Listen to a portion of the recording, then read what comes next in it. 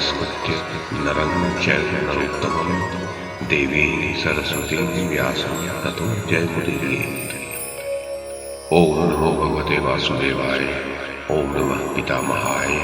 ओम नमः प्रजापतिभ्यः। ओम नमः कृष्णद्वैपायनाय। ओम नमः सर्वविघ्नविनायकेभ्यः।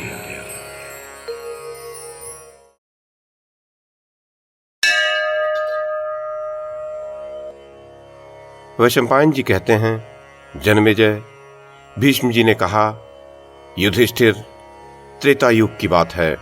विरोचन पुत्र बलि दैत्यों के राजा थे। बल में उनके समान दूसरा कोई नहीं था। बलि अत्यंत बलवान होने के साथ ही महान वीर भी थे। महाराज, दैत्य समूह से घिरे हुए बलि ने बड़े वेग से इंद्र पर आक्रमण किया और उन्हें जीतकर इंद्रलोक पर अधिकार प्राप्त कर लिया। राजा बलि के आक्रमण से अत्यंत त्रस्त हुए इंद्र आदि देवता ब्रह्मा जी को आगे करके क्षीर सागर के तट पर गए और सबने मिलकर देवाधिदेव भगवान नारायण का स्तवन किया। देवताओं की स्तुति करने पर श्री हरि ने उन्हें दर्शन दिया और कहा जाता है कि उसके पश्चात भगवान का अदिति के गर्भ से प्रादुर्भाव हुआ। जो इस समय यदुकुल को आनंदित कर रहे हैं, ये ही भगवान श्री कृष्ण पहले अदिति के पुत्र होकर इंद्र के छोटे भाई विष्णु अथवा उपेंद्र के नाम से विख्यात हुए। उन्हीं दिनों महापराक्रमी दैत्यराज बलि ने क्रतुश्रेष्ठ अश्वमेध के अनुष्ठान की तैयारी आरंभ की। युधिष्ठिर, जब दैत्यराज का यज्ञ आरंभ हो गया, तब भगवान विष्णु ब्राह्मण वेशधारी वामन ब्रह्मचारी के रूप में अपने को छिपाकर सिर मुंडाए यज्ञोपवित काला मृगचर्म और शिखा धारण किए हाथ में पलाश का डंडा लिए उस यज्ञ में गए। उस समय भगवान वामन की अद्भुत शोभा दिखाई देती थी। बलि के वर्तमान यज्ञ में प्रवेश करके उन्होंने दैत्यराज से कहा, दक्षिणा रूप में मुझे 3 पग भूमि दे दीजिए, मात्र 3 पग भूमि मुझे दे दीजिए। ऐसा कहकर उन्होंने महान असुर बलि से याचना की। बलि ने भी तथास्तु कहकर श्री विष्णु को भूमि दे दी। बलि से वह भूमि पाकर भगवान विष्णु बड़े वेग से बढ़ने लगे। राजन, वे पहले तो बालक जैसे लगते थे, किंतु उन्होंने बढ़कर 3 ही पगों में स्वर्ग, आकाश और पृथ्वी सबको माप लिया। इस प्रकार बलवान राजा बलि के यज्ञ में जब महाबली भगवान विष्णु ने केवल 3 पगों द्वारा त्रिलोकी को नाप लिया, तब किसी से भी क्षुब्ध न किए जा सकने वाले महान असुर क्षुब्ध हो उठे। राजन, उनमें विप्रचित्ती आदि दानव प्रधान थे। क्रोध में भरे हुए उन महाबली दैत्यों के समुदाय अनेक प्रकार के वेश धारण किए वहां उपस्थित थे। उनके मुख अनेक प्रकार के दिखाई देते थे। वे सब के सब विशाल काय थे। उनके हाथों में भांति भांति के अस्त्र शस्त्र थे। उन्होंने विविध प्रकार की मालाएं तथा चंदन धारण कर रखे थे।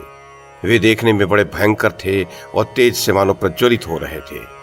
भरतनंदन, जब भगवान विष्णु ने तीनों लोकों को मापना आरंभ किया, उस समय सभी दैत्य अपने अपने आयुध लेकर उन्हें चारों ओर से घेर कर खड़े हो गए। भगवान ने महाभयंकर रूप धारण करके उन सारे दैत्यों को मारकर भूमंडल का सारा राज्य उनसे छीन लिया। उनका एक पैर आकाश में पहुंचकर आदित्य मंडल में स्थित हो गया। भूतात्मा भगवान श्री हरि उस समय अपने तेज से सूर्य से भी बढ़ चढ़कर प्रकाशित हो रहे थे। भगवान विष्णु जिस समय वसुधा को अपने पैरों से माप रहे थे, उस समय वे इतने बढ़े कि चंद्रमा और सूर्य उनकी छाती के सामने आ गए थे। जब वे आकाश को लांघने लगे, तब वे ही चंद्रमा और सूर्य उनके नाभि देश में आ गए।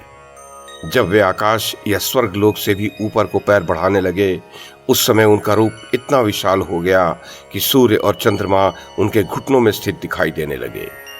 इस प्रकार ब्राह्मण लोग अमित पराक्रमी भगवान विष्णु के उस विशाल रूप का वर्णन करते हैं। युधिष्ठिर, भगवान का पैर ब्रह्मांड कपाल तक पहुंच गया और उसके आघात से कपाल में छिद्र हो गया, जिससे झरझर करके एक नदी प्रकट हो गई, जो शीघ्र ही नीचे उतरकर समुद्र में जा मिली। सागर में मिलने वाली वो पावन सरिता ही गंगा है।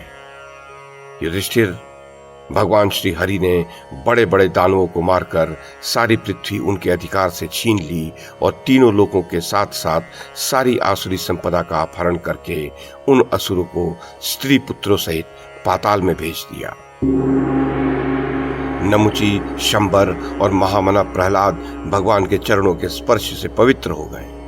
भगवान ने उनको भी पाताल में भेज दिया। राजन, भूत आत्मा भगवान श्री हरि ने अपने श्री अंगों में विशेष रूप से पंच महाभूतों तथा भूत, भविष्य और वर्तमान सभी कालों का दर्शन कराया। उनके शरीर में सारा संसार इस प्रकार दिखाई देता था मानो उसमें लाकर रख दिया गया हो। संसार में कोई ऐसी वस्तु नहीं है जो उन परमात्मा से व्याप्त न हो। परमेश्वर भगवान विष्णु के उस रूप को देखकर उनके तेज से तिरस्कृत हो देवता, दानव और मानव सभी मोहित हो गए। अभिमानी राजा बलि को भगवान ने यज्ञ मंडप में ही बांध लिया और विरोचन के समस्त कुल को स्वर्ग से पाताल में भेज दिया। भगवान विष्णु को किंतु तनिक भी अहंकार नहीं हुआ।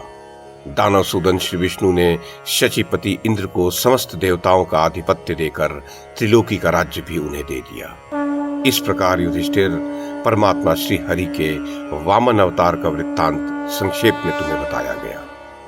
अब तुम मनुष्यों में जो श्री हरि के अवतार हुए हैं उनका वृत्तांत सुनो।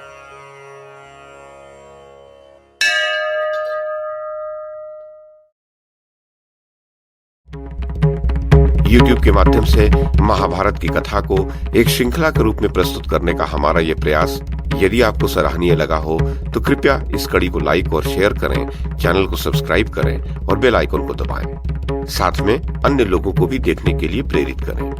धन्यवाद और नमस्कार।